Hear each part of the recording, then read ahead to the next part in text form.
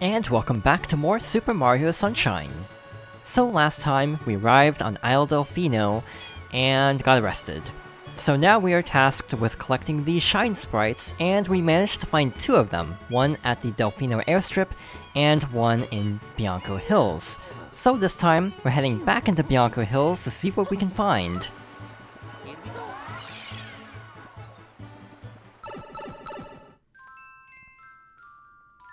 So we already took care of episode 2, but we still have to complete episode 1.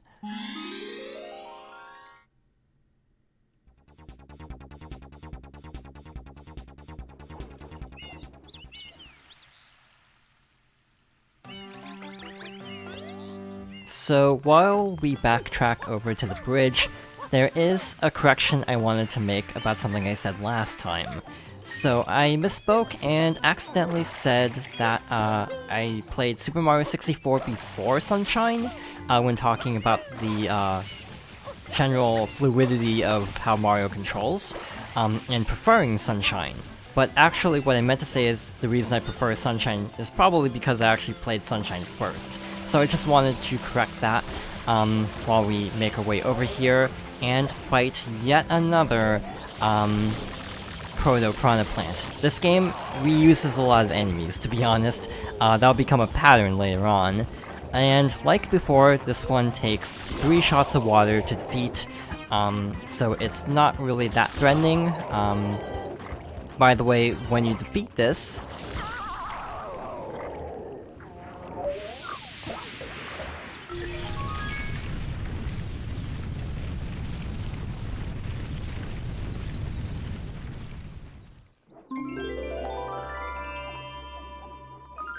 in addition to the Shine Sprite, a hill appears, which is how you're supposed to get up to this bridge, and this bridge will be here in episode 2, even if you complete it after skipping episode 1. But in any case, let's collect our third Shine Sprite.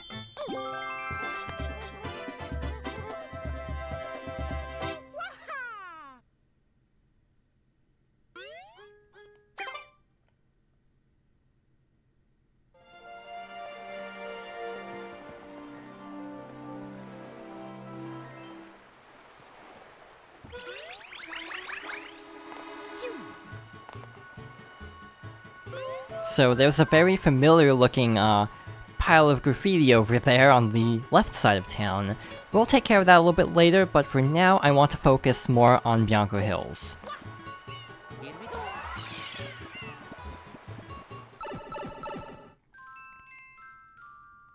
Alright, episode 3, the Hillside Cave Secret.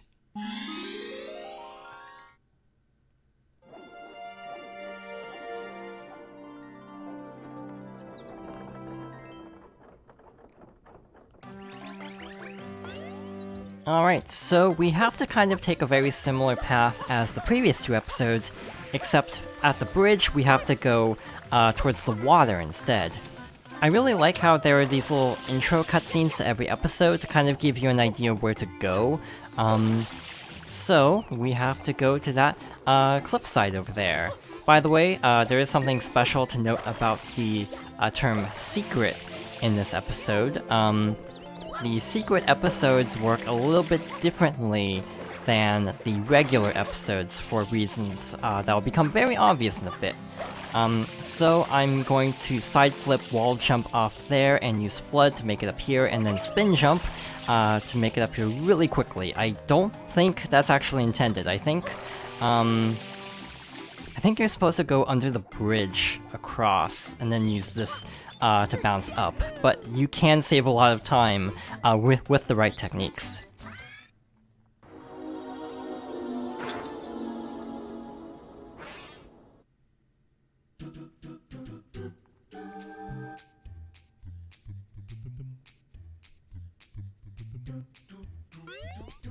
So every time you see a level that has the word secret in it, it means there is a special platforming challenge without F.L.U.D.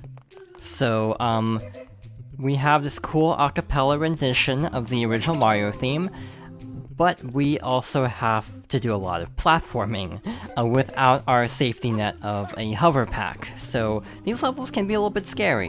This one isn't too bad, being the first one. We also have an extra life, which is really great. And we have our Shine Sprite already.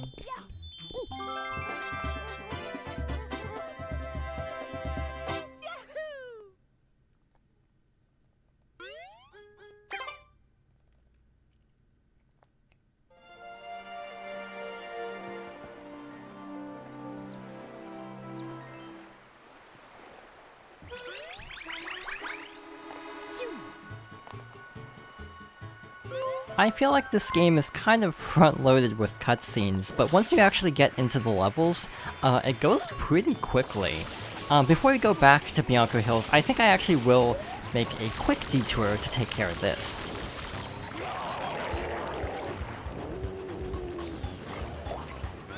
And surprise, surprise, another Proto-Piranha plant, but this one is actually a little bit tougher. Instead of taking 3 hits to defeat, it actually takes a few more. So it's going to disappear for a bit, and then it's going to pop back up. So it should take only 6 hits in total to defeat, so still not particularly scary, but worth noting that this one is the tougher variant of the two.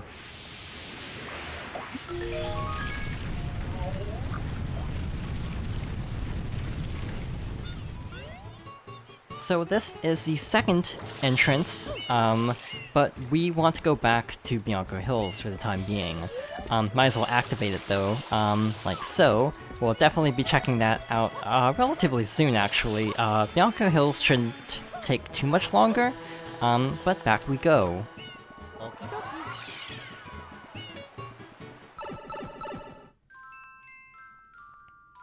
Episode 4, Red Coins of Windmill Village.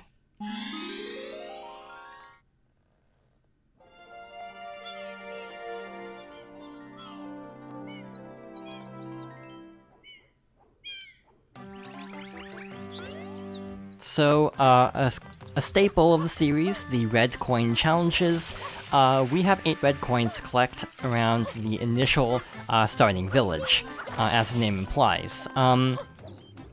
I feel like a lot of the episode names kind of hint at future episodes, like them specifying the red coins of the village kind of indicates that there might be red coins later on, because, spoiler, this game really likes its red coin challenges.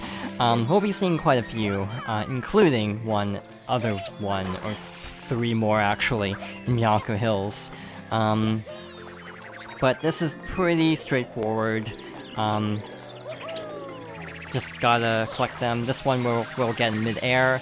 You're supposed to actually shoot water at these to turn them, but it's really easy to just use the hover nozzle to grab that really easily. That's a blue coin, by the way. There are 240 of them, and we need them to get every Shine Sprite, but I'll be saving them for later so I can keep better track of them. Basically, if I start collecting them now out of order, I might lose track of them and forget which ones I've already gotten.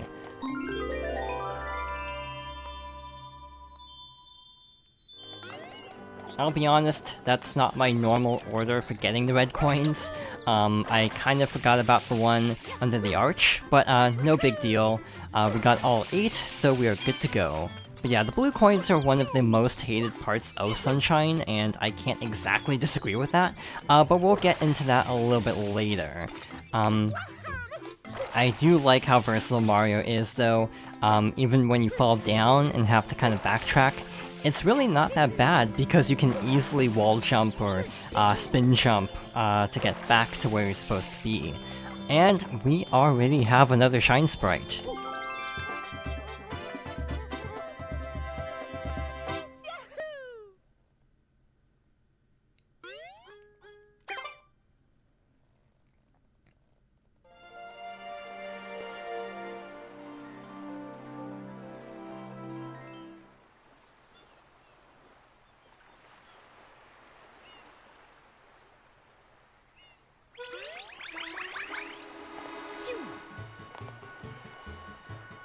So now the other side of town is having a bit of a pollution problem, so let's quickly go over there. One of the best ways to move quickly in Sunshine is to spray water on the ground and then dive into it to quickly slide. It probably is the best way to travel because Mario actually doesn't have the ability to actually, what was I trying to say? Mario doesn't get a dash for quite some time, but even then, this is still a really good alternative to the actual dash move, for reasons I'll go into a little bit later. And if I'm not mistaken, this should be our final Proto-Piranha point. What's that, 5 early on? Yeah, I think 5. Kind of overkill, but luckily we should be good after this. A Shine Sprite is actually spawned up there. For some reason, even though the building it's tied to is gone, the actual object is still loaded, which is really weird. But there we go. That's the last one, as far as I remember at least.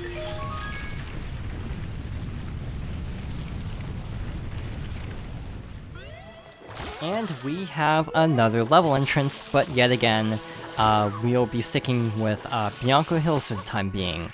By the way, each area has, or each major area has 8 episodes. So we're halfway through, so we might as well finish this off in the next video or two.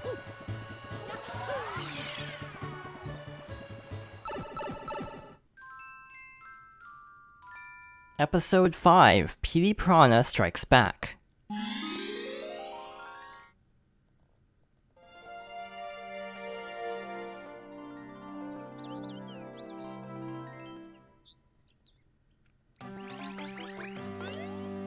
It just kind of dawned on me that the episode where P.D. Piranha Strikes Back is episode 5. I wonder if that was on purpose or not.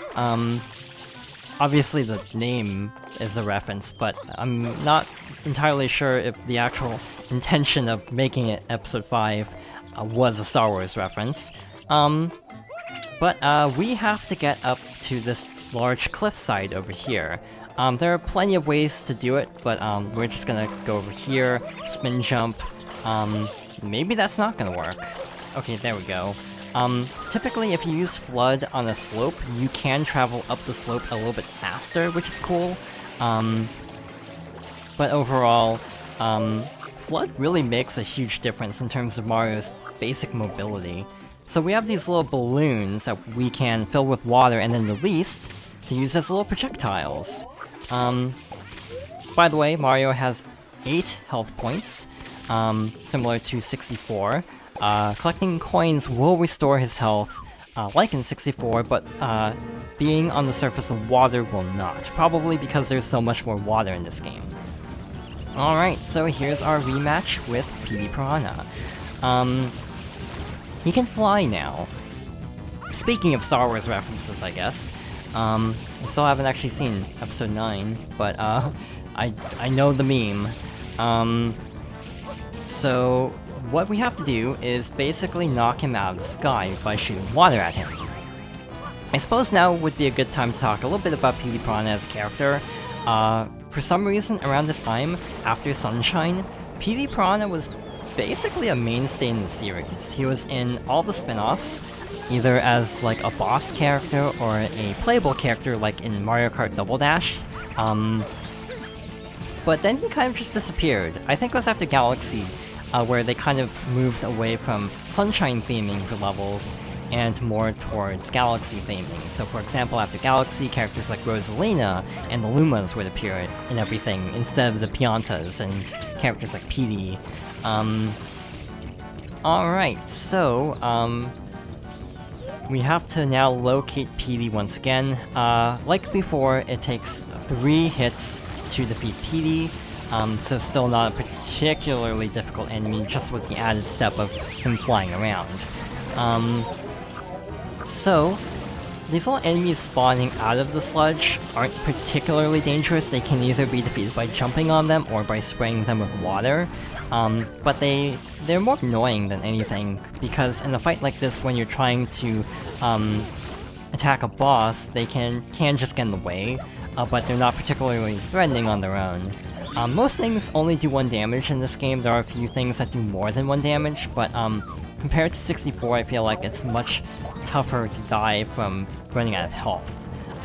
At least that's just my opinion. And with that, he's now grounded once more. He also has this whirlwind attack.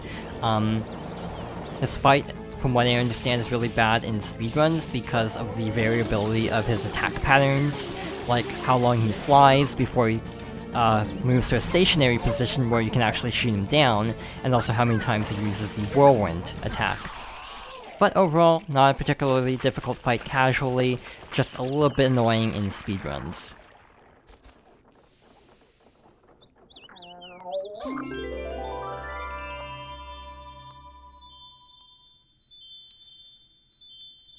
I was trying to guess where the Shine Sprite would land because it is fixed. I was way off.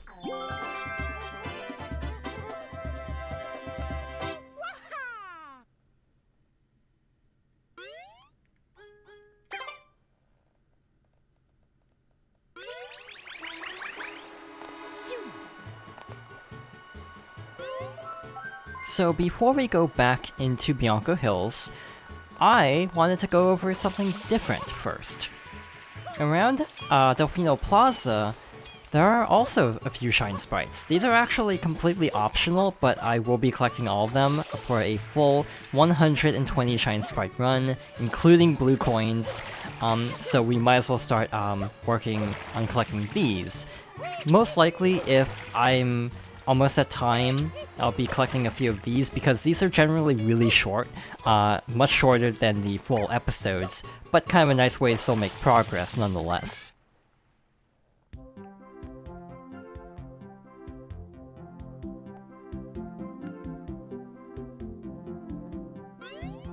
I think when I first played this game, this was probably my favorite Shine Sprite just because of the exhilaration of going down this giant slide.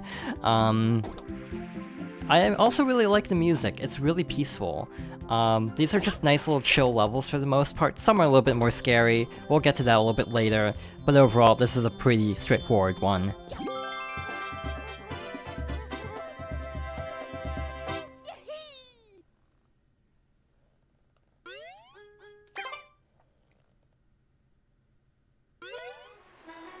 Something else worth going over is we also have a guidebook in-game, sort of.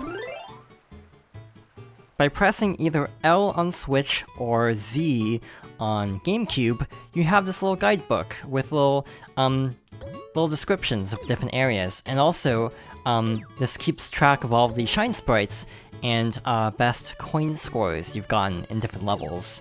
On Switch, for some reason, opening and closing the guidebook can be a little bit laggy. This is not like this on the GameCube version, so I'm assuming it's just kind of an issue with the port. We can also see how many blue coins we've collected, which is very helpful, but just a nice little bit of attention to detail, honestly. I really like how this is sort of designed to be like a tourist guide, in addition to just being a menu telling you what you've collected. But with that being said, we'll probably be able to finish up Bianco Hills next time. So, thank you for watching, and I hope you'll join me next time for more Super Mario Sunshine.